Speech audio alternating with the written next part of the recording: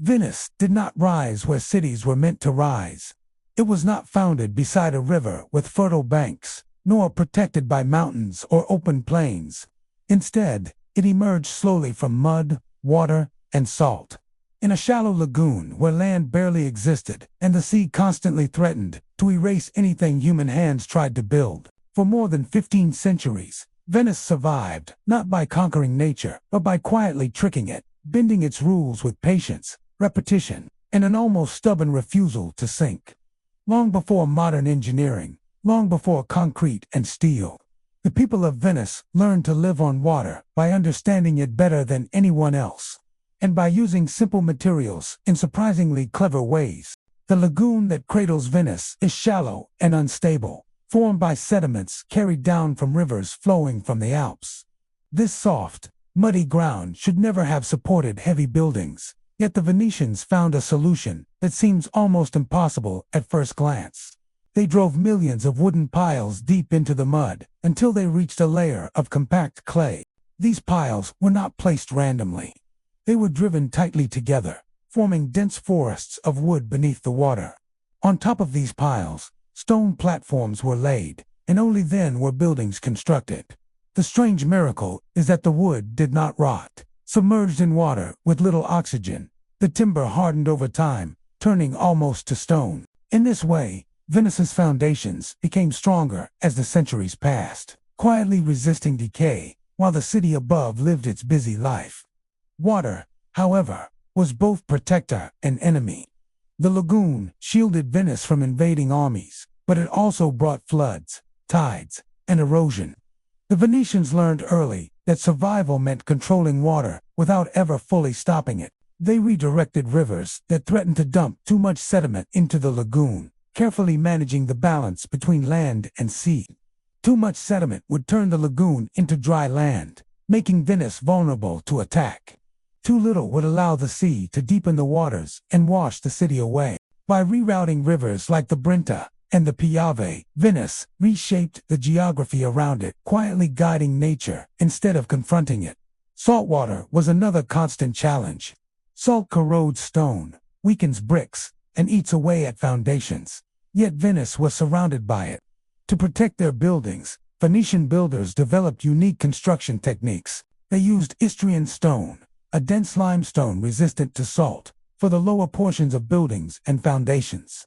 Bricks were laid carefully above this stone barrier, reducing direct contact with seawater. Over time, these methods became tradition, passed from one generation of builders to the next, not through written manuals, but through observation and habit. Fresh water was surprisingly rare in a city floating on the sea. Venice solved this problem with an elegant system of rainwater collection.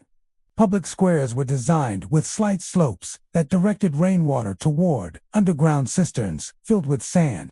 As rain filtered through the sand, it was naturally cleaned before being stored for use.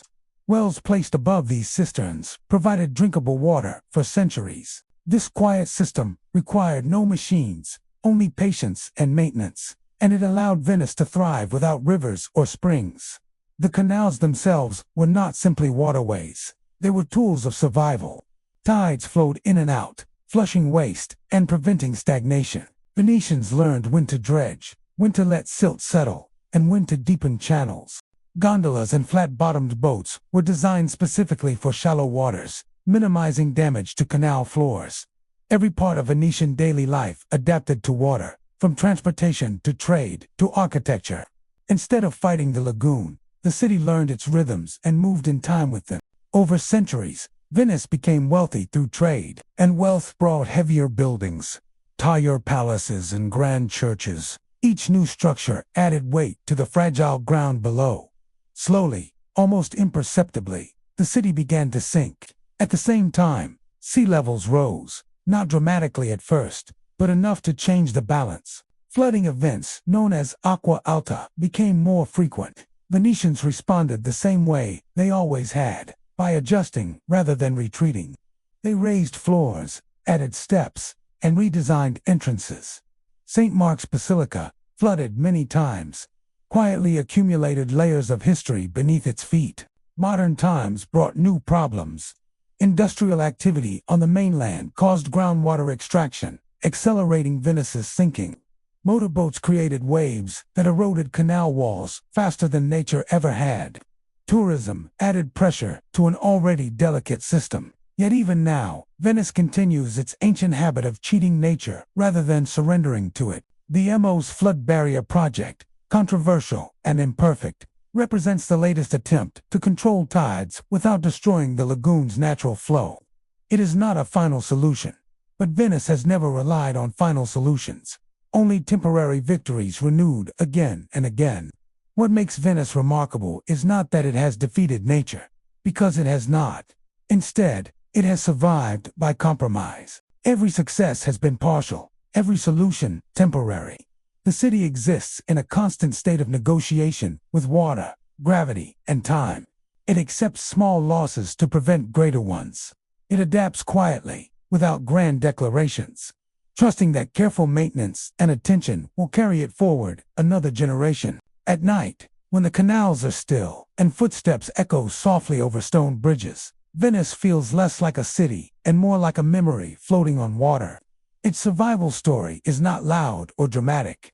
It is slow, repetitive, and patient, like the tides themselves. For 1,500 years, Venice has cheated nature not by overpowering it, but by understanding its weaknesses, respecting its strength, and slipping carefully through the spaces in between.